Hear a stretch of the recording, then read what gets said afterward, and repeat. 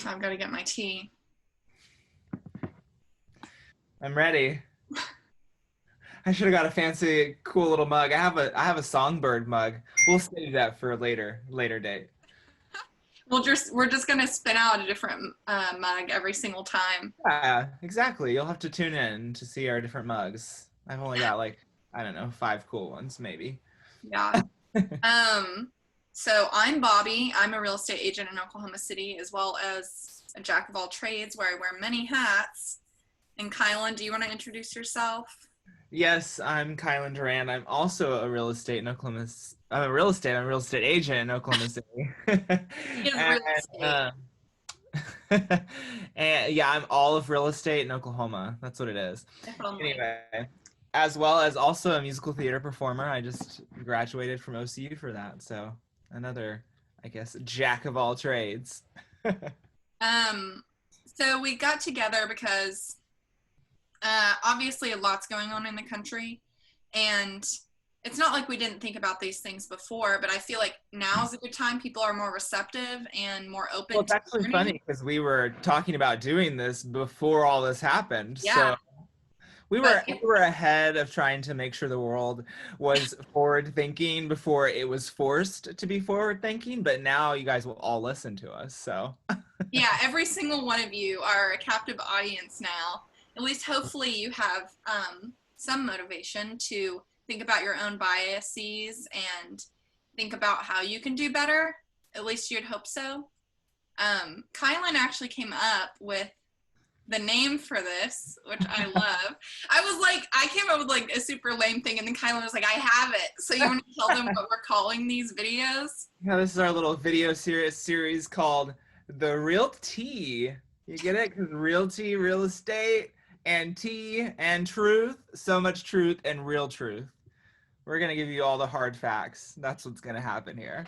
Um, but you know, real estate is actually a pretty big industry. It's a really big industry here in Oklahoma. A lot of people don't think about this, but Oklahoma City has a very strong real estate industry. It also has a very ugly history of real estate discrimination and segregation. If you've heard of Tulsa, Oklahoma, prominent Black Wall Street, what was called Black Wall Street, was burned to the ground. And that was just because people were being petty and they thought, oh, look at all these Black Americans doing so well for themselves. Let's go and destroy it. I'm probably going to have to bleep that out. So if we're going to want this to be for all audiences, so I'm going to avoid cursing from here on out. But We so could just bleep that one. yeah, just one. I get one and it's getting bleeped. So these videos, we want to kind of cover different topics as they relate to real estate, and everybody kind of, I guess, thinks that there's this equal opportunity nowadays, but we've done research back and forth, we've talked about it. There's obviously discrepancies Yeah, in the current real estate yeah, market about service everything. there's so much of our history that has been discriminatory and not allowed for blacks to have an equal opportunity that there's no way for it to be equal today. I mean, the history is too strong for it to be balanced. We can't just wake up and be like, okay, you guys are equal now, so you have all. No, that's just Okay, really not how it and the works. thing is, people really want, I mean, we're recording this on Juneteenth, which was Mhm. a big day in American history, but obviously it wasn't the end. I think a lot of people, especially white people now, say, oh, well, when the blacks and the slaves were freed, everything was just, like they act like, oh, everything was fine and dandy and good at that moment, and it's just not true. Right. So if you think that, let me tell you, you're very ignorant. Like, you need to start doing the work and thinking about, I mean, just history. Look back at the history and look at how it applies to today, because it didn't end there and it still hasn't ended, obviously. And the ones that pretend to be woke because they're like, oh, it didn't end with slavery, but it ended with these rules that allow for non-segregation and fair housing and all. It didn't become equal then either. These laws and these rules don't mean anything to people who still want to be prejudiced and still want segregation and still want unequal lives for Black Americans. So Yeah. And unfortunately, a lot of the times their voices are the ones in power. Correct. Sometimes they're not, which thankfully some of the loudest voices about this are the tiniest, and they only really get to shout about this stuff on Facebook and stuff. But I mean, like what we're going to talk about is even in some of like lending institutions and in the real estate industry, I mean, people are actively working to keep things unequal. Yep. Well, I mean, Color of Law, the entire book here is about how the United States used our real estate industry to keep us segregated. It's literally what it's about, through very specific rules, zoning, laws, all of that seemed like it wasn't about segregation, but that's what was at the heart of it. So yeah. And okay, we should probably say, how long have you been in real estate? I started in 2016. I took a little break for about a year and then hopped back in 2018. Yeah, I've been in real estate, I think in July it's 3 years. So it's not like we're fresh agents. And I mean, we've both experienced and seen some situations, even here in Oklahoma, that aren't, you know, they're not fine and dandy and stuff. So it's not like we're fresh agents and we are just coming into this, you know, green behind the gills thinking, you know, like just making presumptions or anything. I mean, we've both seen and experienced things that make us think that this is very necessary. I mean, just to have this conversation, because when we start having this conversation, maybe more people will start having this conversation. Even just like one small action sometimes can cause these rippling waves where more people are like, I need to start thinking about these things more. Right. So what we're going to do first is an overview of home ownership for African Americans and Black Americans in the United States. It's a doozy. Yeah, so this is a brief overview, okay? We may come back and like talk about this in the future in more depth, maybe different sections or something. I know what we want to do is do some stuff here in and around Oklahoma City and maybe like some different parts of the state. Many people don't know this, but we were uncovering, there were different townships and cities that were founded by people right after slavery ended here in Oklahoma. They came here as part of the land run, and they made their own Black settlements, which is like really cool. So we may talk about like stuff like that or go on site and do some videos.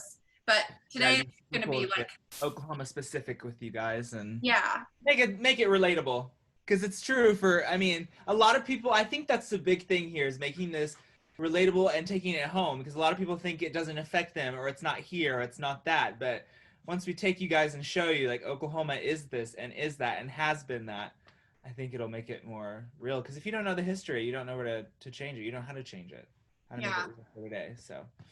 So for the overview, I mean, it's arguable to say that Black ownership, home ownership in America started when Blacks were freed. Wouldn't you say so? Yeah. I'm sure there are some exceptions and stuff, but I mean, a lot of the people that are here now and experiencing these same problems were people that gained freedom on this very day hundreds of years ago. Right. But like we said before, it wasn't just, you know, like, oh, I can go out and buy a house or do this and that the moment it happened. No, because they were barred from being able to do that. They were freed, but they weren't truly free and equal to do and participate in the United States and the American dream like white people. So while they were given the freedom, they also, and that was a big thing about ending slavery. There were many slaves who questioned whether they wanted to actually end slavery, because where would they go after slavery? And that's just like a horrendous thing to think, like, my best life is slavery. So, but it was part of, I mean, the considerations at the time. I mean, you know, I can't imagine my whole life I've lived on a plantation or I've lived under ownership of somebody else, and then all of a sudden, you know, like, what were your options? Which a lot of people, like, they really wanted to keep their cheap labor. Even if they couldn't like have slaves, what they wanted is next to free labor. And what they do too is that have either now freedmen, they'd have them do sharecropping where they could rent land, and then they would also do some of the work on the former owner's land or former master, which is another loaded word. And or they would be barred from buying homes, or if they could own property, it was like very limited. So it wasn't, like you were in the clear to buy homes. And then also, were your wages coming from at That's that where point? our disparity starts, is like you release these people. They don't, it's not like you're releasing people who have cash and can just go purchase things. They've worked for free for years. And so this disparity starts right there, because then it's like, okay, I'm free now. I need to earn money. I'm going to do whatever is available, even if it's, 5 cents for a day. Like, I'm going to take that little bit of money and walk away and feel happy about that, because it's better than having nothing. But then it's not enough to buy land. It's not enough to buy a house. It's not enough to, you know. It was unequal from the beginning. Right. Yeah. And so limited types of property they could own. And you brought up the point earlier. You were also only free from slavery if you hadn't committed a crime. So can you go more into that? Yes. So the 13th Amendment, while it abolished slavery, it included a clause that said, except in forms of punishment for a crime. So immediately that right there gives white people the opportunity to be like, okay, these slaves are free, but we can now start arresting them for petty crimes like loitering, Sounds homelessness. familiar, Kylan. Yeah, just, I mean, completely ridiculous. But I mean, silly crimes. I mean, even goes into today, where we're talking about arresting people for marijuana, like, Or ridiculous. loitering or jaywalking. Right, right. So when you start arresting all of these black people for simple, tiny crimes, they're immediately put into servitude. They can be slaves again. That's where you get prison labor, and that's, I mean, that is That's another carried thing. into to now. I mean, we'll get to that later, but I mean, right then and there, you start arresting these freed black people. That disparity continues to grow because they're still slaves. Yeah. So And so where like a lot of the opportunity wasn't where they had lived either. So during this time, a lot of people started moving to major cities, and there they found some opportunity. But then, we go to Jim Crow laws, and then that was another barrier that people had to deal with. so many Jim Crow laws, and they started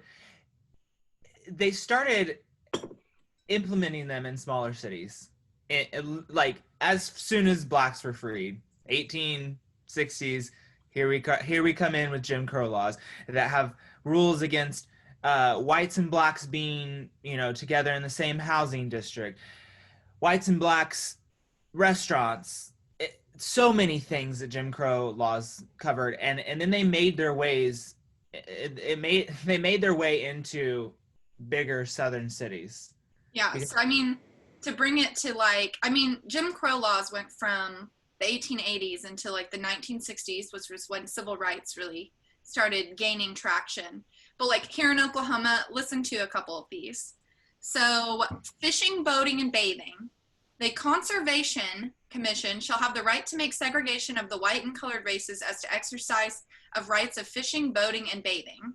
So a lot of these have to do with segregation. Telephone booths had to be maintained. In Bricktown, wasn't there still water fountains that were segregated up in like the early 2000s? They were still on the wall. They weren't segregated, but like they were still existent in the city.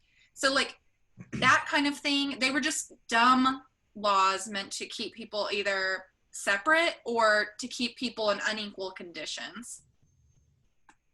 right. Yeah, then we get into our whole separate but equal thing, which was not equal. No. And so like buses were a big one too. I'm just looking on this website with examples of Jim Crow laws. Buses, which we know, busing was a huge part of the civil rights movement. Right. But so we had all those things. So there were consistent barriers to owning a home, owning it outright. Back in the day, I mean, I think you could probably take out a loan of some kind, but it wasn't like we had the mortgage industry and like fair housing legislation or guaranteed loans or government backed loans. We didn't have any of that right in the Right. 1880s. Right. But then when you do get that, they start making, I mean, based off of those Jim Crow things, they start making rules and regulations that say if there are white people living in this neighborhood, you're not allowed to have a loan given to a black person to live in this neighborhood. Um, Blacks weren't allowed to have federally backed loans, which means they're not going to have lenders who are giving to them. Um, there was another thing that I was reading in Color of Law about how there would be people who would want to build like developments for integrated developments, but they couldn't get the loans backed because the FHA actually would say, no, we're not going to give you a loan for this because you have plans to allow African Americans to live in neighborhoods with white people. Yeah. So and even when you do get that. And I mean, going back a little bit earlier too, you said 1916, there were politicians running campaigns on the basis of segregation. And like keeping blacks out of white communities, right? I feel like we should show this little thing. I don't know if we'll see it very well, but it is, yeah, it's actually a little leaflet reminding people to vote segregation, because it's saying, look at these homes. Black people have moved into these homes and look how run down they've become. If you want to save your neighborhood, you have to keep segregation. Vote for me. Yeah. And then after that, shortly after that, so I don't know if you've heard of redlining. Are you okay? Yeah. I had to shut the door from Stella. I have a dog named Stella, so. So after the New Deal, which, you know, we gone through the Great Depression, all this stuff, the government wanted to create housing because there was a shortage of housing, but a big part of it, redlining, was basically where you wouldn't allow African Americans to be put into these government built communities, or if they were, those communities weren't out in the suburbs, they were in urban areas, which is not necessarily where they wanted to live. And so people, like even within government institutions, were still on some form trying to keep African American people and white people separate, and all, like using lending for this, I mean, the New Deal, which was supposed to help every American citizen get back on their feet. And then this is probably where the myth of welfare housing started, that everybody's relying, you know, like back when the New Deal happened, you didn't have people saying there were welfare queens and stuff like this living in government housing. Everybody had it. I mean, even the Village, a lot of those homes, I don't think they were built, maybe they were contracted by the government, but the Village was started after World War II to create housing for veterans. Yeah. Which interesting, two facts there. So while the government was trying to so there was a housing shortage, especially World War I and World War II, there was a housing shortage. And so they were creating a lot of houses for Americans, which ended up being strictly for white Americans. So Black Americans had nowhere to go, including Black veterans. Like the VA would not give loans to Black veterans, which created an issue because there's already a housing shortage. So we're creating homes for white people. Where are the Black people going to live? They start having to board up with their other family members. They start having to subdivide homes. So this is even in Oklahoma City. You can look at a home that used to be a single family home that has now been divided into 2 homes or 3 homes because, where else were Black people going to live? They were either going to live out on the streets or figure out something with the houses that they had the opportunity to live in. Yeah. And then this created something called like the black ghetto. So all of these homes would be, obviously they're not going to, the integrity of the home is not going to be as good when you have 10 people living in a house that was made for no more than four. It's just, and then black people aren't given the opportunities to make money to keep their homes up and all of that, and you get into some slumlord situations and all of that. But It was a constructed problem. yeah, It was an intentional problem created. correct. Which I think that moves us forward a little bit in our timeline in terms of like, Like 1968, yeah, Fair Housing Act. Um, but like even then, so now if you weren't allowed to deny a loan to somebody that was black, um, now those homes, like I was reading something, it was saying that those homes had now appreciated to the point where they were no longer accessible. So like when those homes after the New Deal were constructed and like people were buying these homes, often government backed loans, um, those homes, they had been creating and building that generational wealth, that equity in their homes all this time. And then now, you know, African Americans and Black Americans are able to step up to the plate and like they're either outpriced or they can't buy in the same area. correct. So even though it's not segregation in name, like the opportunity was not there or they were barred from that opportunity. Correct. And in their own neighborhoods, what's interesting is so basically in urban areas, you have white neighborhoods and you have black neighborhoods that have been intentionally segregated out. You have zoning laws that restrict building industry, toxic waste, all sorts of things, commercial developments, all sorts of things like that near white neighborhoods. They are not allowed to build there. But guess what?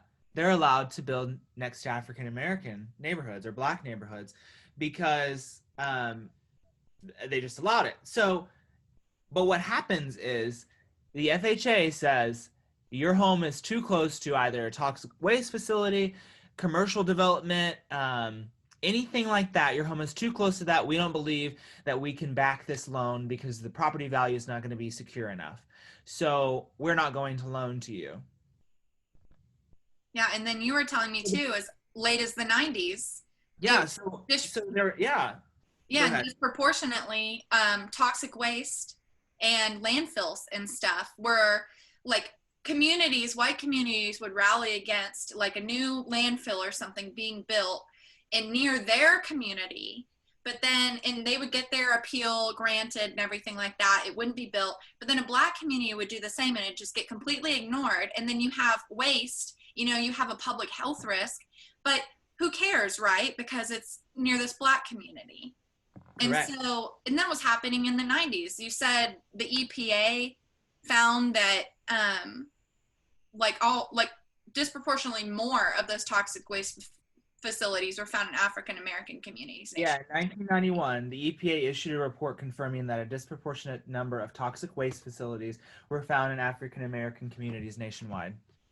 And that's from Color of Law, right? Yep. Yeah. Which is a good book. Like if you don't have a copy of this, like it's dense with this stuff. And it's a historical account with like lots of different sources, like primary, secondary, everything. Yeah. And it gives you a good, because, you know, a lot of people will say, well, now we have these rules that have passed and now we have these restrictions that don't allow for all this unfairness, but it's too late. This stuff is already so ingrained within our community and institutionalized that it doesn't, I mean, like Bill Clinton passed an executive order saying that these toxic waste facilities aren't allowed anymore and next to these African, but it didn't say that we had to get rid of the ones that already existed. I mean, it's just. And I took an environmental, I took a class in college about these toxic, like it could be stuff like maybe you had like nuclear waste even. And like, then, so say they come in, what is the town near here that had an issue with this? Why can't I remember it? big environmental cover up and everything. So say they come in and then they do something about like a toxic waste dump or something like that.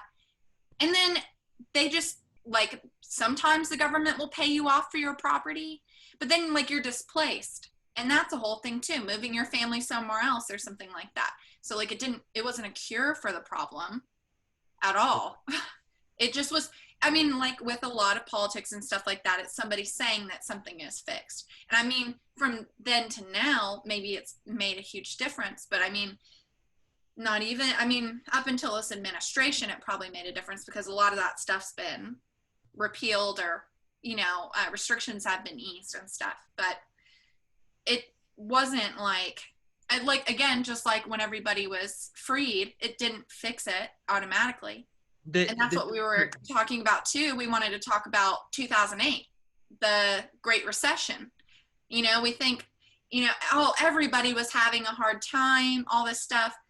But like, do you want to read this about, this is specifically about DC, which one of the most expensive housing markets in the entire United States. Yeah. So Black homeowners in the DC region were 20% more likely to lose their homes compared to whites with similar incomes and lifestyles. The foreclosure crisis also affected Blacks of all income brackets. High-earning Blacks were 80% more likely to lose their homes than their white counterparts, making the homeowners of Prince George's County prime targets. And that was from Monica Potts. I think she's a historian. It was about the collapse of Black wealth. And so everybody knows, like owning a home is like a great way to build your wealth, your generational wealth. You build equity in your home, you buy more land, you keep moving it forward and stuff. But what he said, 80% more likely to lose their homes than white counterparts. And I was like, Kylan, why is this? Like, why was it such a big difference? But, there was a lot of talk about that time about subprime mortgages being issued. Well, guess who they were mostly issued to? It said several major banks had been purposely giving people of color subprime mortgages, including borrowers who would have qualified for a prime loan. So we're talking about like a conventional loan with 20% down or more, but they were choosing to give them a different type of loan. And then they paid for it when the housing market crashed. Right. So it's not like this. I mean, it's still happening. Right. And then we were even talking about, even to present day. Right. Well, there's actually, they did a study and they went across the island of New York. They went, I don't know how many different brokerages, but several different brokerages. And they presented a white couple and a Black couple, and they gave them the same like pre-qualification letter, the same. They made the level the same, and all but two of the agencies in New York showed. So they would show this neighborhood, a certain set of neighborhoods to white people, and then to the white couple, and a certain set of neighborhoods to the Black couple, and only two real estate agencies showed the same to both. So it's just like, yeah, we're here with these rules and these laws, but who's checking them? Yeah, I mean, especially like fair housing is always thrown around. We have this federal fair housing regulations, which are continuously updated. But still, like, I think a lot of people, I mean, we want to act like slavery wasn't that long ago. Segregation was only 60 years ago. I mean, not even. I mean, in some places in the South, it was still occurring until like 90s. I mean, even today, like people don't, I mean, you couldn't say, you couldn't be outward with your segregation, but like certain towns will make people feel unwelcome. They'll say, a lot of people will say, oh, well, let me show you a house over here instead, or something like that, which is something we are going to talk about. But so now people cannot be denied a mortgage because of the purchase, based on, people are not allowed to deny a mortgage or deny somebody to purchase a home based on their race and several other factors, sex, stuff like that. But on some level, these practices still occur, Right. which I think a big part of that too is representation. I mean, when you look at a place like Oklahoma, I wonder if we pulled statistics. I mean, who are the predominant, who is predominantly a realtor? And, like looking at the intersection of that, like who's showing these homes and stuff. And like we were talking about too, the northeast side of Oklahoma City is so ignored. Right. And even like to today, people are like, Lincoln Terrace is where people want to live, or the medical community, or that's where they're going to look. Or like you set up the search for people, and they're like, well, I don't want to be over on these streets or something like that. And Just last year, I literally had another real estate agent tell me that so I got somebody under contract on a house, and he told me that the last people who had it under contract decided to back out because it was too much of a brown neighborhood, and he was totally okay with that. Yeah, so these things are happening all the time. And so we're going to give you some tips on those too. But a good fact that we found today is that the disparity between white and black homeownership is at the highest it's ever been, with 70 years 70 of data. years. Yeah. In 70 years. And I was like, well, it could be that they just started taking the data in the 1950s, which, they were probably like, this was after all that government housing and stuff like that. But 70 years is just way too freaking long. And then to have it be the lowest it's ever been, like, we need to be looking at why that is and making efforts to repair this, because, I mean, we've already discussed the source and the reason for these things. And I think people want to say too, they're like, well, if you're black in modern society, you have all the same opportunities. You have all these, like, if you're not doing better, that's on you. But it's just not true. I mean, I feel like, I am not, I'm obviously white and stuff like that. But like, to have a target on your back from, just based solely on your race, you cannot say to me that in America, black people and white people are seen the same. And when it comes to real estate, still not seen the same. Like, online mortgage lenders are more likely to give higher rates to somebody if they are a minority on their mortgage. So like, these things are still happening, which, Here's the thing, rules are kind of like locks. They only keep the honest, you know what I mean? They only keep the honest out. Like, that's the only thing. Like, if someone really wants to do wrong and do poorly and treat people of color badly, they're going to find ways to do that. And we have to be vigilant in what we're watching out for. Yeah. Oh, sorry, you go ahead. That I just wanted to emphasize, we have to be vigilant with that. So some tips. Okay, so we have all these rules, like you're saying, and a lot of it falls onto realtors to uphold these laws, a lot of the time without any kind of authority in place that's actively monitoring these things. Okay, we have our MLS, which it will flag, like, you can report certain things on the MLS and it will flag certain words and stuff like that. But like, we're still working out, which we just found out about, apparently master, which I didn't even think about, to be honest, but.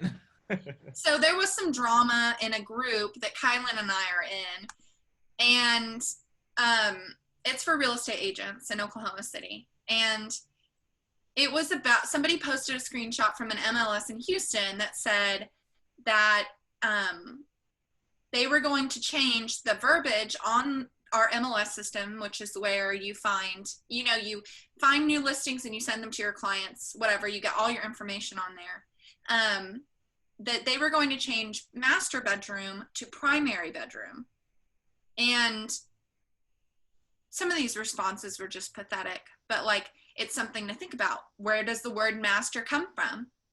And it's just so ingrained in our society that, we're like, oh, master bedroom, you say it, you don't even think about it.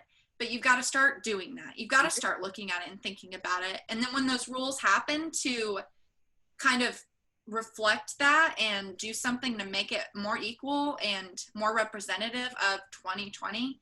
Like, you can't rail against it. Right. And some of these people Well, were.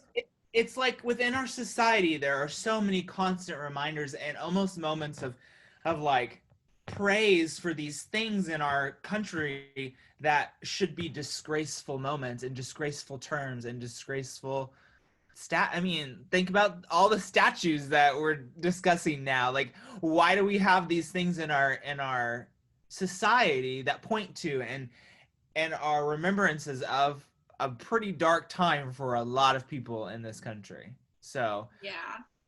I mean, I guarantee you, when someone started calling something the master bedroom, I guarantee you, somebody who, I don't know when that started happening. We should find out when master bedroom became the phrase to say, but I guarantee you somebody was like, that sounds like some slavery talk right there. You know what I mean? So, and and I saw this thing on the other day that was like, we like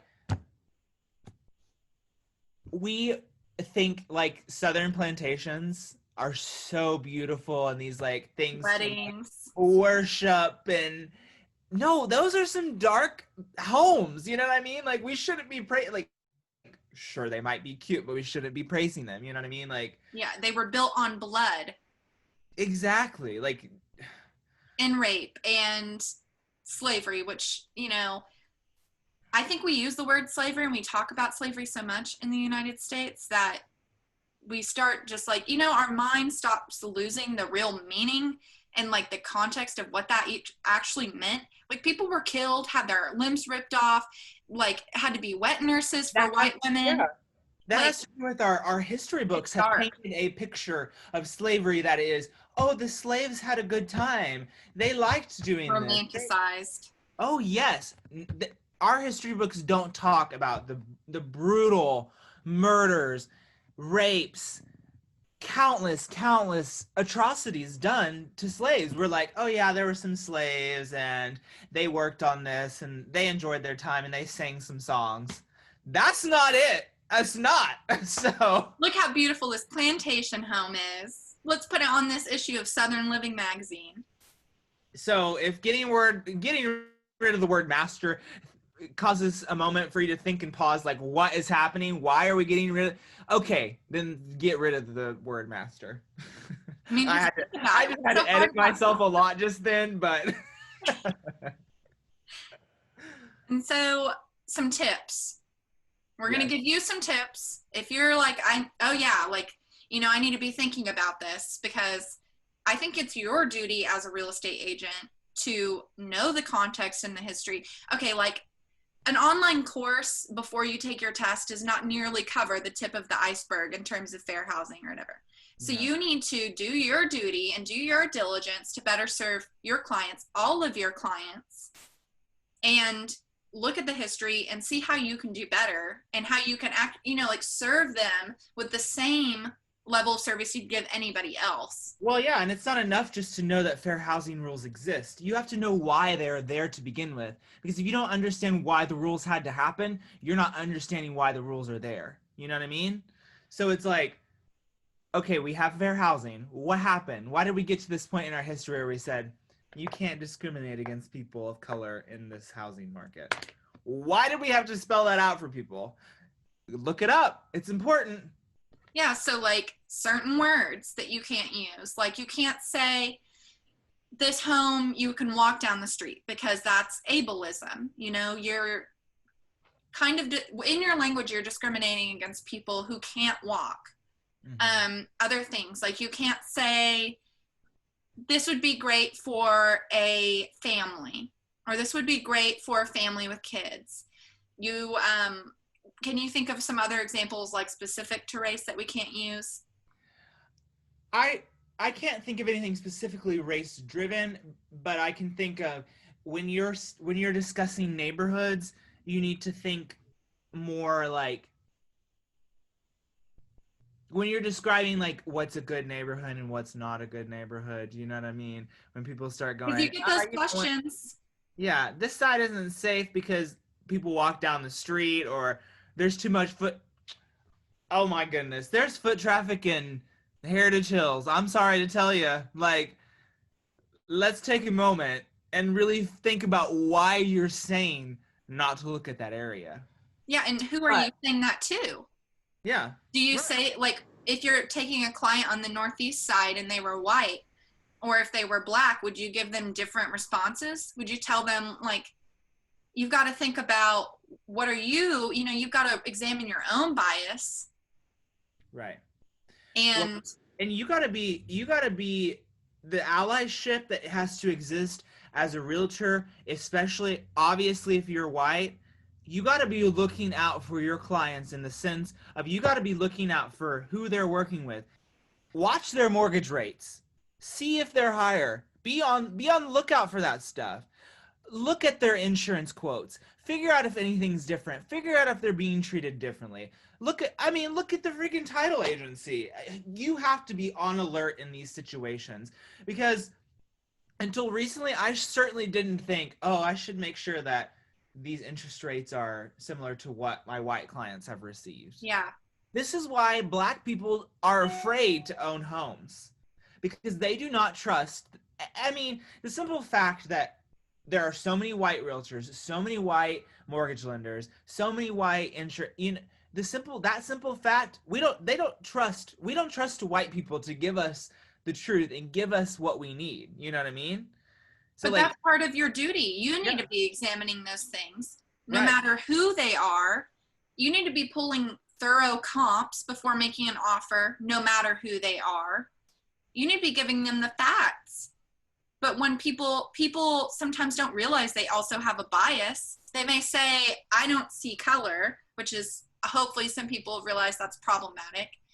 But like they may feel like that and then they don't do their due diligence, or they don't think maybe something is different for these clients, and they don't look at their mortgage rates. right. They're like, oh, I Well, wonder, because mortgage rates vary day to day, but they're, and they may think, oh, it's only, like a half a percentage point higher or something like that. But that's a lot over the life of a loan. right. And that's the problem with saying I don't see color. Well, then you're not thinking to pause and go, okay, I am representing black clients and there could be something that happens that is not fair to them because of the color of their skin. If you're just going I don't see color, you're not going to think to be on the lookout for all of that stuff. No. And so, I mean, you've really got to examine how you're doing business, especially if you're white, okay?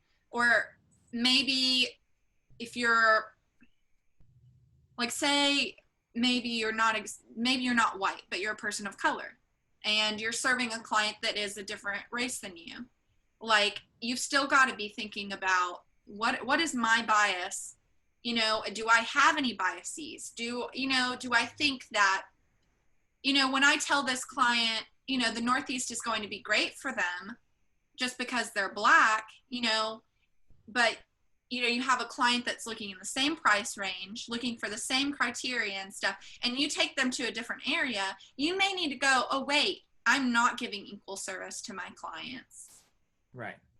And it's in the way you talk about things too. I mean, like you were saying, like you were talking about urban core, remember?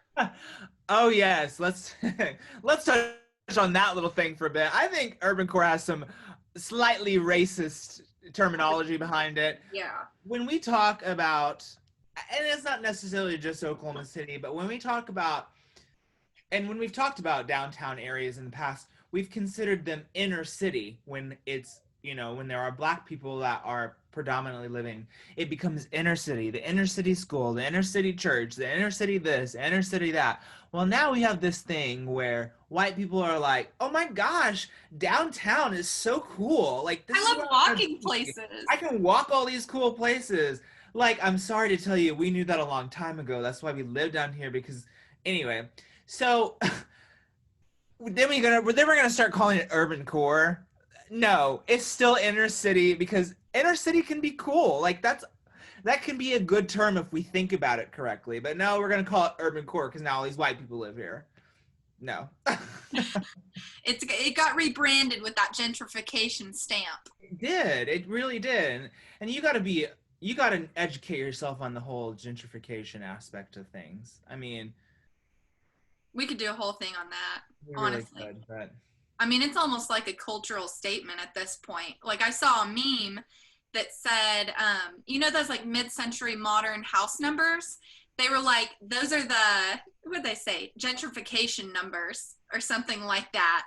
I And almost I was bought myself some gentrification numbers. like, I was like, I knew exactly what they meant though. Like every house that gets remodeled in the inner city, urban core, Yeah, gets those slapped on there. And it's just so funny because it's true. it But is I true. was like, yeah, exactly. We could do a whole thing on that, honestly. And Um, maybe we will. yeah. And so think about your own bias. Avoid steering, which steering you should know from your real estate classes is guiding your clients towards one area or another based on who they are. Yep. And then know the history. So like pick yourself up a copy of Color of Law. All That's a you have to great do place is get to on start. Wikipedia. Yeah. There's Uh, so much stuff you don't know. Even me as a black person, there's so much stuff that I've learned in the last 3 or 4 weeks that I wouldn't even think about. So, yeah, but it's out there. Like you really don't have an excuse if you and have access to internet.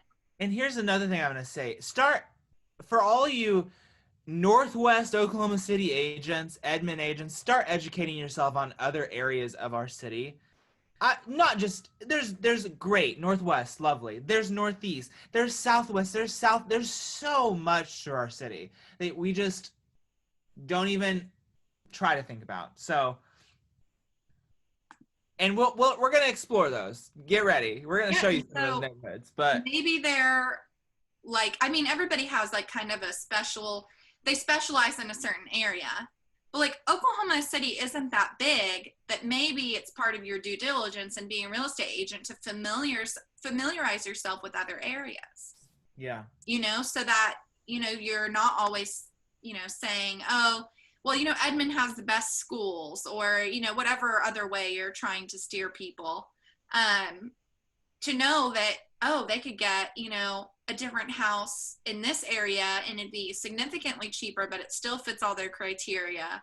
Or to know that this same historic house that's in Heritage Hills can be bought and renovated over on the east side.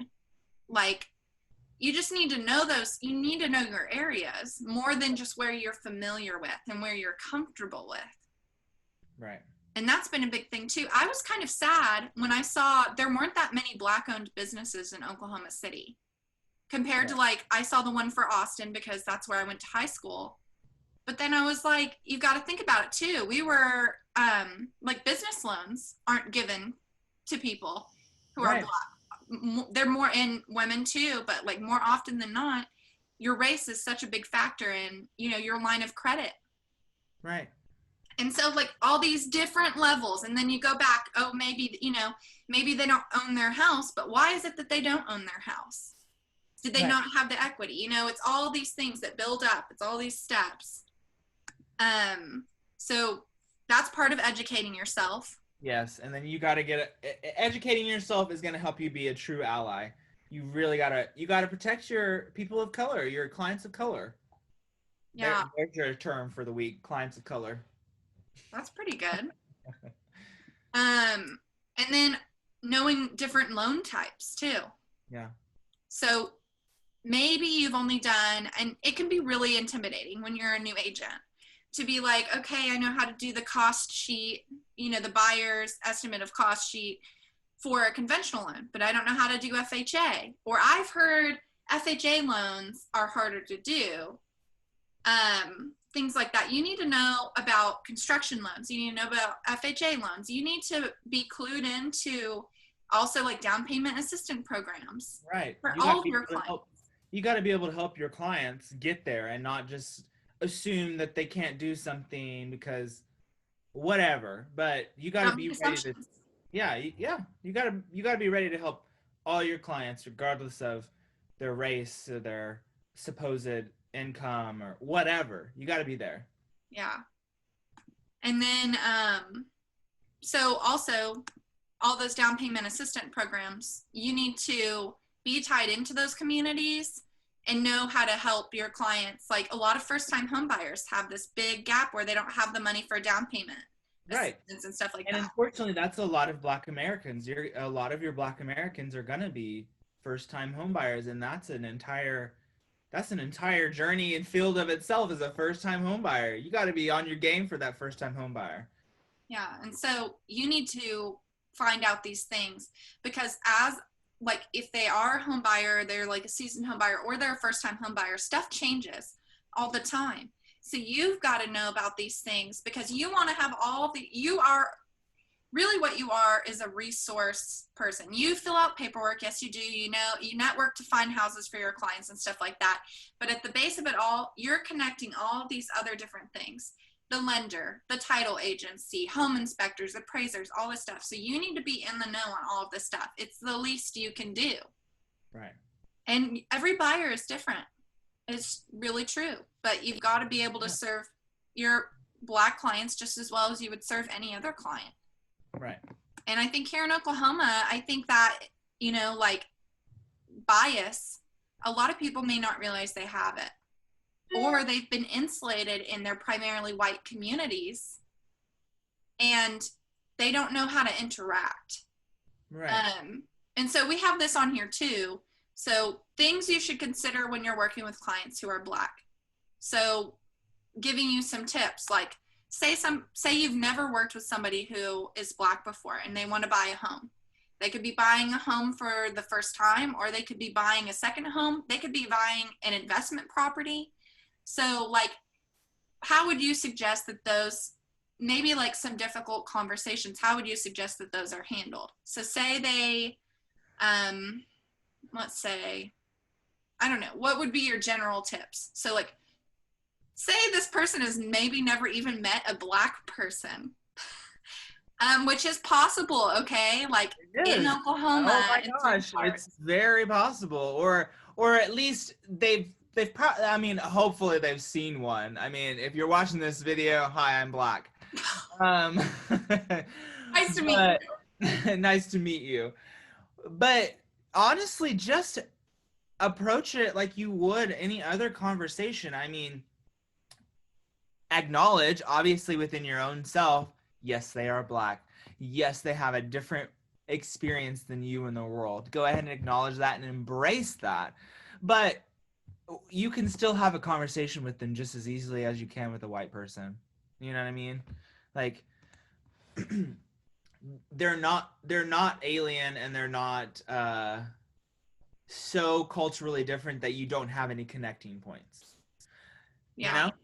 Sure, we may not like Starbucks, but we like coffee, you know?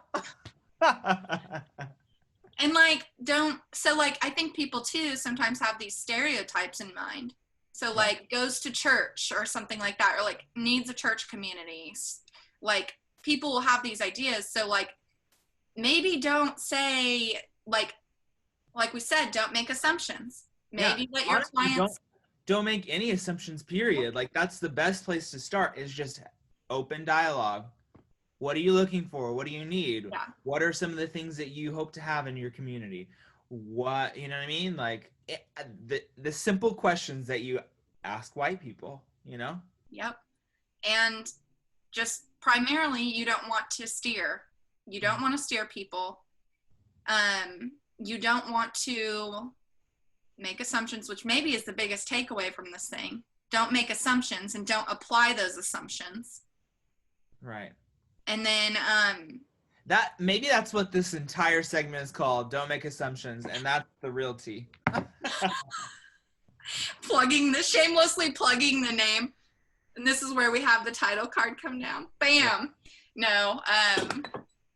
But yeah, I mean, I think that's just it. Like, I think that's a barrier for some people. Literally, Black people are people just like you. Mm-hmm. Like, they watch Netflix. They do all these things. Like, stop pretending that they're any different than you are. And give them the same service you would give anybody else. It's like as simple and as easy as that, but you also need to take those extra steps so you can be the best real estate agent that you can be. Yeah, I mean, that's the advocacy and the allyship when working with clients of color is so important. Treat them the same, treat them exactly how you would somebody else, but you are also going to have to take those extra steps so that you are knowledgeable for a black person, knowledgeable in the sense of our history with our history with our people, but also history of this country's cruel cruel ways of handling segregation with housing.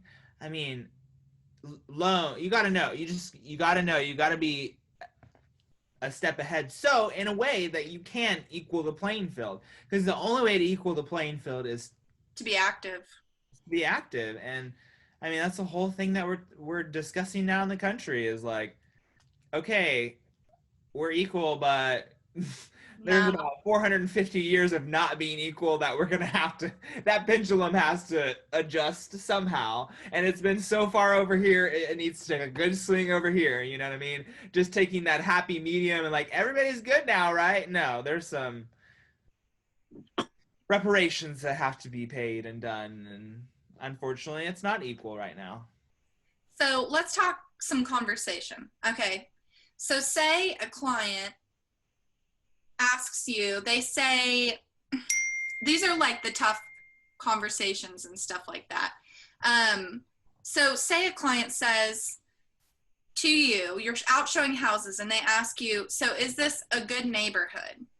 Uh-huh. So That's the question we get all that. So how is this neighborhood? I've had somebody ask me, is this a black neighborhood?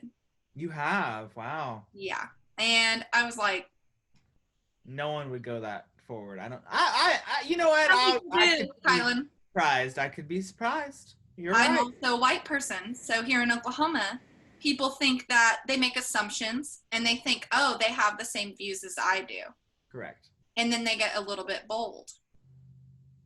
Yeah. So, So in terms of people asking, I mean, you have to be honest and say, this is what happens in this neighborhood.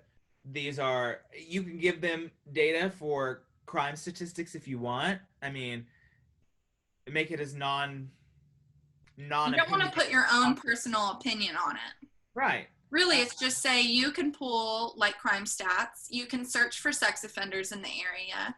You can send them statistics on like send them screenshots of the school grades. You can do stuff like that.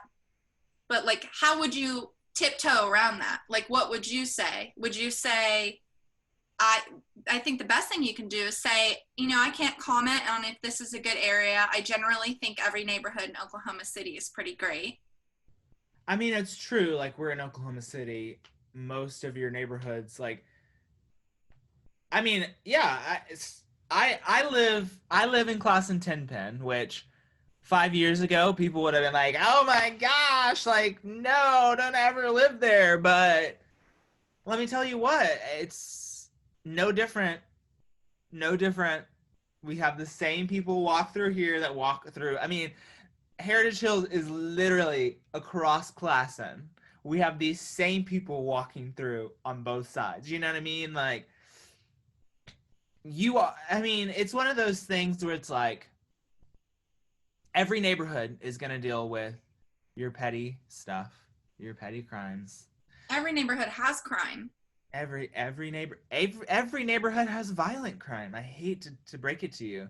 And to be quite honest, I can't say that our statistics do us much justice because some of the reporting is not exactly accurate. Yeah.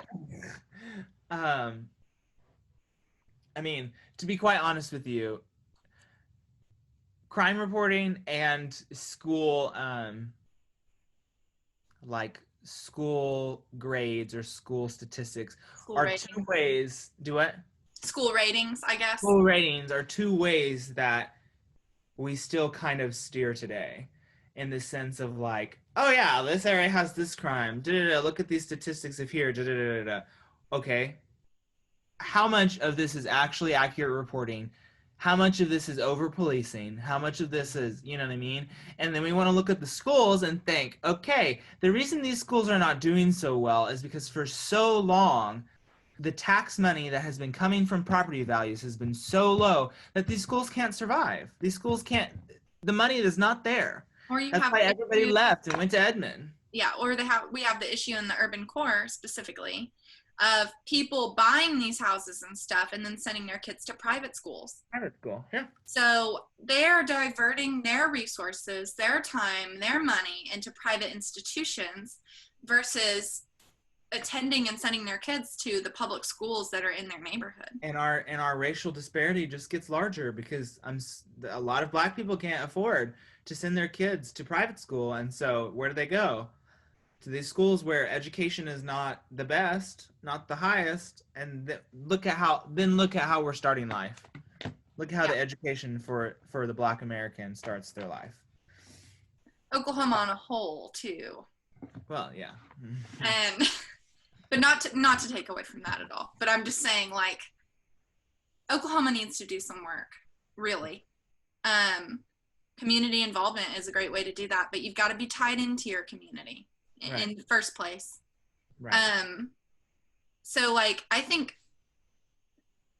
more brokerages need to do like fair housing, like conversation practice. You know, we talk about scripts for converting and stuff like that. Right. But like, you know, what I pose to you, like what if somebody says, is this a good neighborhood?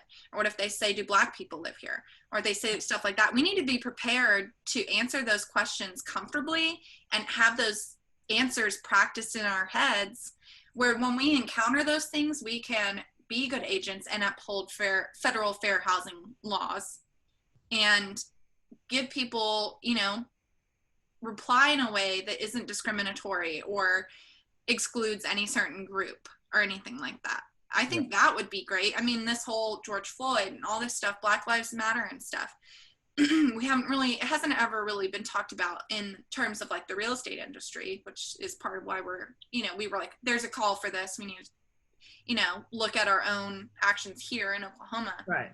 I mean, just the simple fact that very few brokerages talk directly about the matters at hand is indication of how much this conversation is needed among real estate professionals. Yeah, and I mean more training. We have a lot of our industry is literally responsible for a huge part of the disparity, you know? Yeah. And like, I mean, we always have all this training and it's about stuff like contracts and it's about stuff like this, but like I think it's just like a small section of my coursework that I took to get my license, and a small section of the test was about fair housing. Like honestly, on the test, it was like, when was the date of fair housing? Not what did this do for people? Well, yeah, that's the state test too. Yeah. But I mean, that needs to be like an active, ongoing thing. Like a lot of corporations have training. Education. At the bare minimum. Yeah. I mean, well, it's really, education is at the start of anything that you need to be doing. Right. Like, I think obviously real estate's different, but you know, like you have corporations and stuff, they have mandatory training for sexual assault, for discrimination, all this stuff. And I feel like that's a big gap in the real estate industry, that we really don't drive this in more often. Then, you know, you look at who it affects and their needs are often cast aside all the time anyway. So, I mean, people just need to be active about this, and people need to say, I want this training. Why aren't we doing training and stuff like that? Right. It's a responsibility for all of us to bring these things up to our brokers, to bring it up to our real estate commission, to bring it up to our MLS system, which, you know, I will say the MLS system has done a decent job of trying to make sure that any of the marketing language we use isn't unfairly singling out or trying to target specific groups. But a lot of that is also robots. I mean, they have something that scans the pages and sees if any specific words are used. Like you can never say this community is for Black people or something like that. Right. We're beyond the explicitness of it all, but yeah. But you know, like more needs to be done. Yes. obviously. So. And this is just an overview. I'm sure we'll get into more of this, like we said. Yeah, there's more coming. There's a How long lot has more this been? education coming. We A could brief spend overview for we could us is, spend yeah, we could spend 8 hours on each year in real estate up from 1900s. Ugh. yeah.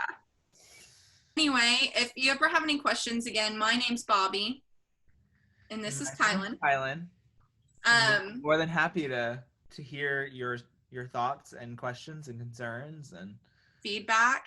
feedback. Yeah, and Yeah, I anything mean, you want to know more about, we're open to that too. yeah, if you want to get a copy of Color of Law and talk to us about it, maybe a book club is in order for the real estate industry here in Oklahoma City to read this book and really have these discussions about this stuff. But I'm always an open book. You can always easily reach me. Kylan's the same. So, I mean, seriously, guys, things won't start changing until we start holding ourselves accountable and holding other people accountable and holding our brokerages accountable. Right. So don't be Absolutely. afraid to share your voice or share your discomfort. That's the only way we're going to get change. And change is necessary. You really, if you're denying it, I'm sorry for you. Mm-hmm. It's coming whether you like it or not. Yep. Big It's year. overdue. It's overdue. That check needs to be cashed. Okay. Well, I think that's all we have. We are going to talk about specifically housing issues facing LGBTQIA people. Mm-hmm. That will be the next one. I don't know when we're going to record that, but it will be in the month of June. Yeah. Yeah, so that's going to be a really important one too. Gay Pride Month. Okay, well, thanks, Kylan, for doing this. Thank you, Bobbie. Thanks, you guys, for listening. I hope this starts the dialogue like we intend it to. Yeah. Well, I'll talk to you later, Kylan. Sounds good. Bye, Bobbie. Bye.